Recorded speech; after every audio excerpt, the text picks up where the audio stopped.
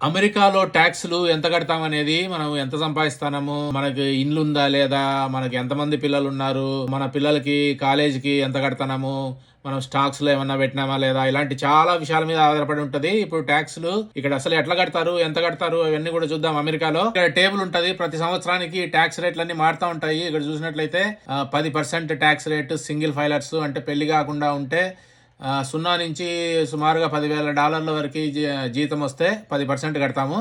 అదే కనుక పెళ్ళి అయింటే 0 నుంచి 20,000 వరకు అంటే సుమారుగా $10,000 ఎక్కువ ఉంది ఇంకా. కాబట్టి ఇలాగా మనకి పెళ్ళి అయిందా లేదా, బ్యాచిలర్ అయితే చాలా ఎక్కువ కడతాము. అదే కనుక పెళ్ళి అయితే కొంచెం తక్కువ కడతాము. పెళ్ళి అయ్యి ఒక పిల్లోడు ఉంటే కొంచెం తక్కువ కడతాము.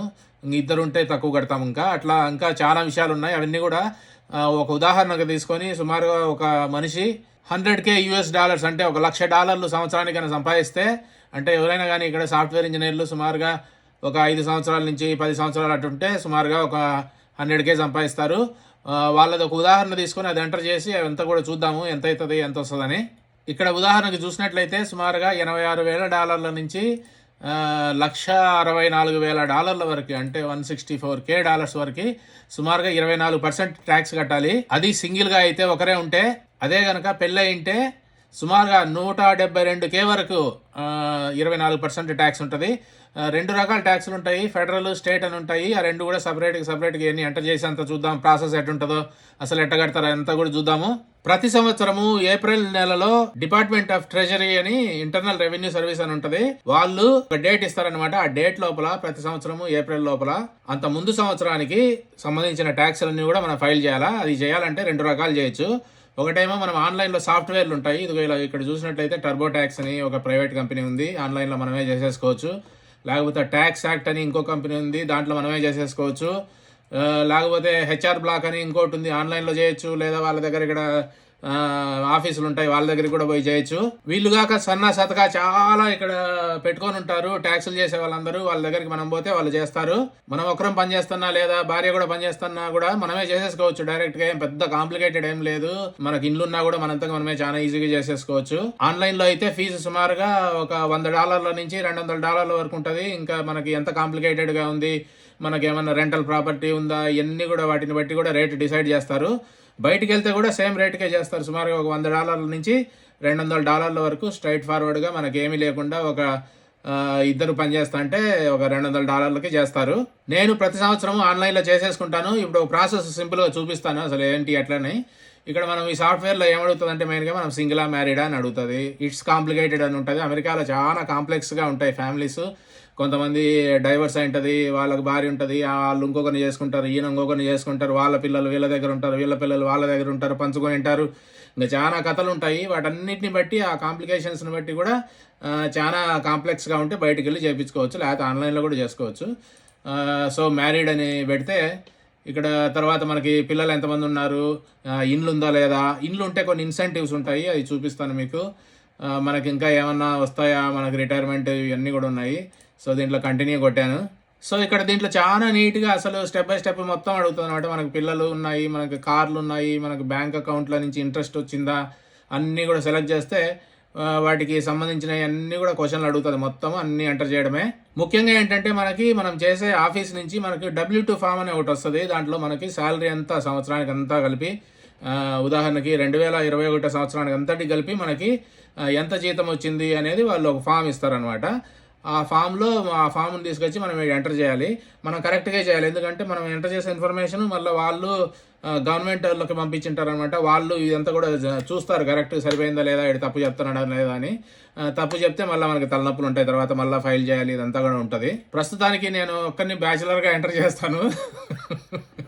నాకు పెళ్ళయింది, పిల్లలు ఉన్నారు. కాకపోతే ఒక్కొక్కరిని యాడ్ చేసి తేడా ఎంత వస్తుందో చూద్దాము. అసలు ట్యాక్స్ రేట్లో ఎంత తేడా వస్తుందని చూద్దాము.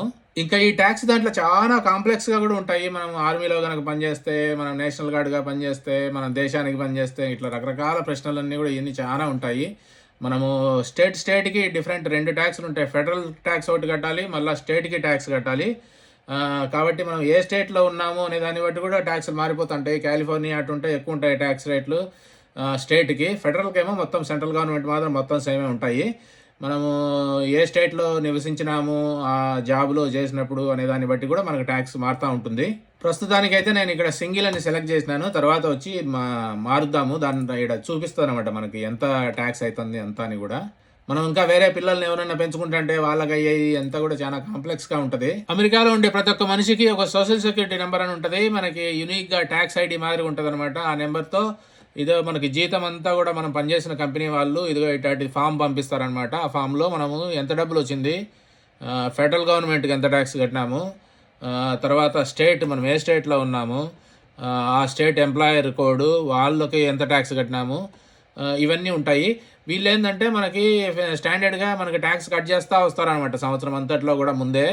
మనము మన ఫ్యామిలీలో ఎంతమంది ఉన్నారు, మనకు పిల్లలు ఉన్నారా లేదా, పెళ్ళి అయిందా లేదా, ఇదంతా కూడా వాళ్ళకి చెప్తే వాళ్ళు అప్రాక్సిమేట్గా సుమారుగా 10% నుంచి 20% వరకు కట్ చేస్తారు. కావాలంటే మనం ఇంకా ఎక్కువ కూడా కట్టుకోవచ్చు.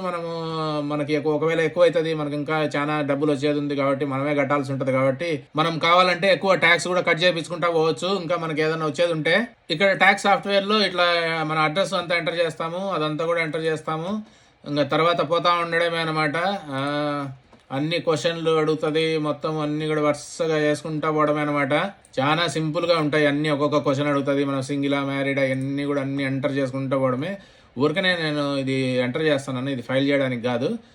ఇదిగోండి ఇలాంటి క్వశ్చన్లన్నీ మస్తు కుప్పలు అడుగుతుంది. రిటైర్మెంట్ ప్లాన్స్ ఉన్నాయా, నువ్వు ఇంకెక్కడైనా డబ్బు వచ్చిందా, నీకు ఎన్ని ఇండ్లు ఉన్నాయి, నువ్వుకేమన్నా వచ్చినాయా, నీ ట్యాక్స్లు ఇంట్రెస్ట్ వచ్చిందా బ్యాంకుల నుంచి, అన్నీ కూడా వీటిని బట్టి మనం అన్నీ ఇదిగో ఇట్లా లిస్ట్ వస్తుంది.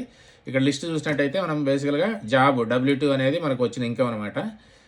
తర్వాత ఇది కూడా ఇన్కమ్ 1099 అని. మనం ఎక్కడైనా బయట ఇంకా వేరేగా చేసి సంపాదిస్తే వాళ్ళు మనకి 1099 అనే ఫామ్ ఇస్తారు. దాంట్లో వచ్చిన ఇన్కమ్ మీరు ఎంటర్ చేయాలి. ఎక్కడ తప్పించుకోవడానికి ఏం ఛాన్స్ లేదు. ఎందుకంటే మనకి ఎవరైతే డబ్బులు పే చేసినారో వాళ్ళు లీగల్గా పే చేసింటే వాళ్ళు గవర్నమెంట్కి మనం ఇంత పే చేసినట్టు వాళ్ళు రిపోర్ట్ చేస్తారు. కాబట్టి మనం యాడ ఫైల్ చేయకపోయినా పెనాల్టీలు పడతాయి, లేకపోతే తప్పు ఎంటర్ చేసినా పెనాల్టీలు పడతాయి. కాబట్టి కంపల్సరీ ఎంటర్ చేయాల్సిందే. తర్వాత ఇదిగోండి ఇంట్రెస్ట్ ఇన్కమ్ 1099. బ్యాంకులో ఏడైనా డబ్బులు పెట్టుకుంటే 1% ఎంతో ఇస్తాడు. దాంట్లో మళ్ళీ వీడికి సుమారుగా 30-40% కట్టాలా. లేదా స్టాకులు అమ్మి దాని మీద డబ్బు వస్తే దానికి సుమారుగా 30% నుంచి 40% వరకు దానికి ట్యాక్సులు కట్టాలా. ఇక్కడ రిటైర్మెంట్ ప్లాన్స్ అని ఉంటాయి. 401k ప్లాన్ అంటారు. ఆ ప్లాన్లో కనుక మనం డబ్బులు కడతా అంటే దానికి మాత్రం ట్యాక్స్ కట్టిన అవసరం లేదు, అది తీయనంత వరకు. ఉదాహరణకి ఒక 100k ఉందనుకోండి, నేను ఒక $10,000 సంవత్సరానికి రిటైర్మెంట్ ప్లాన్కి పెట్టేస్తానని అనుకోండి, దానికి మాత్రం ట్యాక్స్ అవసరం లేదనమాట. ఆ ఇన్ఫర్మేషన్ అంతా కూడా ఇక్కడ ఎంటర్ చేస్తూ పోవాలన్నమాట. మనకి ఏదైనా అపార్ట్మెంట్లు అవి ఉండి రెంట్లు వస్తే దానికి మళ్ళీ ట్యాక్స్ కట్టాలి. ఒకవేళ ఇండ్లు అమ్మి మనం దాని మీద లాభం వస్తే దానికి ట్యాక్స్ కట్టాలి. ఇవన్నీ కూడా ఉంటాయి. ఉదాహరణకి జస్ట్ సింపుల్గా ఒక W2 ఫామ్ ఎంటర్ చేస్తాను, ఒక జాబ్ చేసినట్టు. ఇక్కడ ఉదాహరణకి నేను 100k వేస్తాను. $1,00,000 అందాజుగా సుమారుగా. మన వాళ్ళు సాఫ్ట్వేర్ ఇంజనీర్లు ఒక 5 సంవత్సరాల నుంచి ఎక్స్పీరియన్స్ అట్లా ఉంటే చాలా ఈజీగానే ఒక 100k వరకు సంపాదిస్తారు. సో ఇది 100k మనకు వచ్చినట్టు ఇక్కడ లెక్క. దీంట్లో తర్వాత మనకు ఆల్రెడీ ఎంప్లాయర్ కట్ చేసింది, ప్రతి నెల కట్ చేస్తూ వస్తాడు కదా, ఓ 10% కట్ చేసినారనుకోండి, అంటే ఒక $10,000 కట్టినారనుకోండి. మనం ఓ $10,000 మనం ఆల్రెడీ ట్యాక్స్ కట్టినట్టు పెట్టినాము. ఇంకా సోషల్ సెక్యూరిటీ ట్యాక్సెస్ అని, మెడికేర్ ట్యాక్సెస్ అని ఇవన్నీ కూడా ఉంటాయి. అవన్నీ కూడా వాళ్ళు కడతారు ఎంప్లాయర్స్. అవన్నీ కూడా ఆ ఫామ్ మీద మొత్తం ఉంటాయి. మామూలుగా అయితే ఈ జీతము 100k మాదిరిగా సోషల్ సెక్యూరిటీ ఇదంతా కూడా సేమ్ ఉంటుంది, అది ఏం డబల్ ఏం కాదు. అవి ఎంటర్ చేసి కంటిన్యూ కొట్టినాము.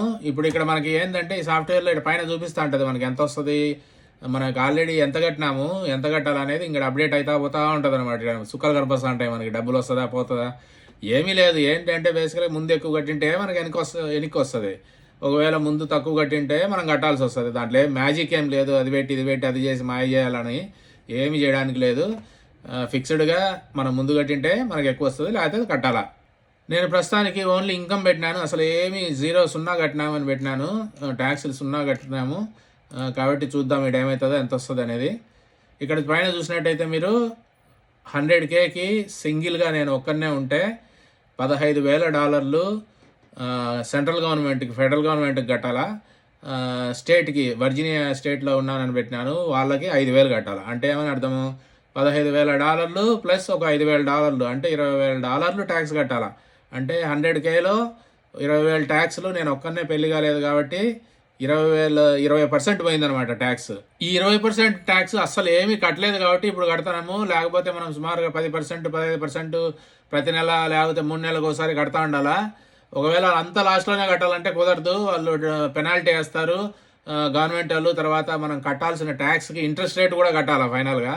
కాబట్టి ఎక్కడ తప్పించుకునే పరిస్థితి లేదు. ముందైనా కట్టాల్సిందే, తర్వాత అయినా కట్టాల్సిందే. ముందు కడితే మంచిది, ఇంకా లేటుగా లాస్ట్లో కడితే మాత్రం పెనాల్టీలు, మళ్ళీ దానికి ఇంట్రెస్ట్ రేట్ కూడా వేస్తారు. ఇప్పుడు నేను పెళ్లి చేసుకుంటాను, ఏమవుతుందో చూద్దాము. పెళ్లి చేసుకున్నానని పెడుతున్నాను. పెళ్లి చేసుకుంటే ఇంకా మళ్ళీ భార్య కథ అంతా కూడా ఎంటర్ చేయాలా, ఇదంతా ఎంటర్ చేద్దాం ఏదో ఒకటి. ఇక్కడ మీరు చూసినారో లేదో, పెళ్ళయిందని పెడతానే 15,000 నుంచి 8,000 పడిపోయింది tax. Federal government, central government tax, state tax ఏమో సుమారుగా అట్లే ఉంది, కొంచెం అటు ఇటు. అంటే పెళ్ళయిందంటానే సుమారుగా 20% నుంచి 15% వరకు పడిపోయింది ట్యాక్స్ మొత్తం కలిపి, ఫెడరల్ స్టేట్ అంతా కలిపి. ఇప్పుడు ఒక పిల్లోడు ఉన్నారని పెడతాము, ఏమవుతుందో చూద్దాము. ఆ పిల్లోడు మన పిల్లోడా లేకపోతే అడాప్ట్ చేసుకున్నామా, ఇవన్నీ కూడా వాటిని బట్టి మారుతూ ఉంటుంది. ఇక్కడ సిటిజనే కావాల్సిన అవసరం లేదు. ఇక్కడ రెసిడెంట్ అయినా కూడా ఊరికనే వచ్చి ఇక్కడ ఉన్నా కూడా ఏమీ పెద్ద తేడా పడదు. సిటిజన్కి ఒక రేటు, ఇక్కడ ఉండే వాళ్ళకి ఒక రేట్ అట్టేం లేదు. పిల్లలు ఉంటే పిల్లలు ఉన్నట్టు అంతే. మనకు పిల్లలు ఉండడమే కాదు, వాళ్ళు సంవత్సరం అంతా కూడా మనతో ఉండిండాలా, ఉంటేనే మనకి ట్యాక్స్ బెనిఫిట్లు ఇవన్నీ వస్తాయి.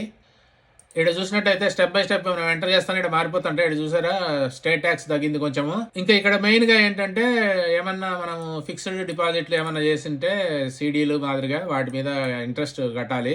మనకు కనుక సొంత ఇండ్లు ఉంటే అడ్వాంటేజ్ ఉంది ఏంటంటే ఆ ఇంటికి మనం కట్టే ఇంట్రెస్ట్ రేట్ మీద, ఇక్కడ అన్ని కూడా 30 సంవత్సరాల లోన్లు ఉంటాయి. ఆ ఇంటికి కట్టే ఇంట్రెస్ట్ అయితే ఎంత కడతామో దాని మీద కొన్నిసార్లు గవర్నమెంట్ వాళ్ళు మనకు బెనిఫిట్ ఇస్తారనమాట, ఇండ్లు కొనడానికి మోటివేషన్ కింద. కాబట్టి దానికి ట్యాక్స్ ఉండదు అనమాట, అంతటికి కాదు, మొత్తానికి మనం కట్టే ఇంట్రెస్ట్ కి మాత్రమే, దానికి మాత్రమే ట్యాక్స్ లేకుండా ఉంటది కొన్నిసార్లు. ఈ విధంగా ట్యాక్స్లు అన్ని కట్టిన తర్వాత మనం వస్తుందా లేదా అనేది ఉంటది. మనం ఒకవేళ కట్టాల్సి ఉంటే ఈ బ్యాంక్ నుంచి డైరెక్ట్ ఇక్కడ నుంచే దీంట్లోనే బ్యాంక్ దంతా ఇన్ఫర్మేషన్ పెట్టేసి గవర్నమెంట్ కట్టేసేయాలి. లేదా మనకు వచ్చేపాటు అయితే డైరెక్ట్ డిపాజిట్ మనకి బ్యాంక్ లో పెడితే బ్యాంక్ కే డైరెక్ట్ గా వచ్చేస్తుంది మొత్తము. ఒక్కొక్క స్టేట్ కి డిఫరెంట్ రూల్స్ ఉంటాయి, డిఫరెంట్ ట్యాక్స్ రేట్లు ఉంటాయి. ఫెడరల్ గవర్నమెంట్ కి మనం సుమారుగా $15,000 కంటే ఎక్కువ ఇన్కమ్ కనుక వచ్చినట్టయితే కంపల్సరీ రిపోర్ట్ చేయాలా, లేకపోతే మనకి మళ్ళీ లెటర్లు అన్ని వస్తాయి, మళ్ళీ ఫైల్ చేయాలా, పెనాల్టీలు ఉంటాయి, అన్ని ఉంటాయి. కాబట్టి ఈ ప్రాసెస్ అంతట్లో ఎక్కడ తప్పించుకొని పోవడానికి లేదు. ఇందు మూలంగా తెలియడం ఏమనగా, పెళ్లి కాకుంటే సుమారుగా ఒక 20% నుంచి 30% వరకు, పెళ్ళి అయితే ఒక 15%, పిల్లలు ఉంటే ఇంకా సుమారుగా 13%, 14% అట్లా తగ్గుతా వస్తుంది. ఇంకా చాలా ఫ్యాక్టర్స్ అన్నింటిని బట్టి, ఒకవేళ డొనేషన్ ఇచ్చినాం అనుకోండి ఎవరికన్నా, అది కూడా ఇక్కడ పెట్టచ్చు, దానికి లెటర్ ఉండాలి, అన్నీ ఉండాలన్నమాట ప్రూఫ్.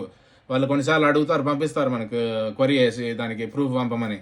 మనం ఏదైనా నాన్ ప్రాఫిట్ ఆర్గనైజేషన్కి కన్నా డొనేషన్ చేసినట్లయితే చారిటీకి వాటికి ట్యాక్స్ ఉండదన్నమాట, వాటికి ట్యాక్స్ తీసేస్తారు. సో ఇదంతా కూడా ఏప్రిల్లో ప్రతి సంవత్సరము డబ్బులు సంపాదించే వాళ్ళందరూ చేయాల్సిందే ఈ పని. ఇంకా మీకు ఏమేమి ప్రశ్నలు ఉన్నాయో కింద కామెంట్స్ లో పెట్టండి. ఇదంతా కూడా అమెరికాలో ఉన్న జీవన విధానాన్ని చూపించే ప్రయత్నమే. ఇక్కడ ఉన్న ఈ వీడియోలు చూడండి, మా ఇండ్లు, ఈ కమ్యూనిటీ, చుట్టుపక్కల ఏరియా, ఇక్కడ అంతా ఎట్లా అవుతుంది, ఎంత ఎక్స్పెన్సెస్, ఎంత చేస్తారు, ఎట్లా అని అన్ని విషయాలన్నీ ఈ వీడియోలు ఉన్నాయి, ఈ వీడియోలు చూడండి.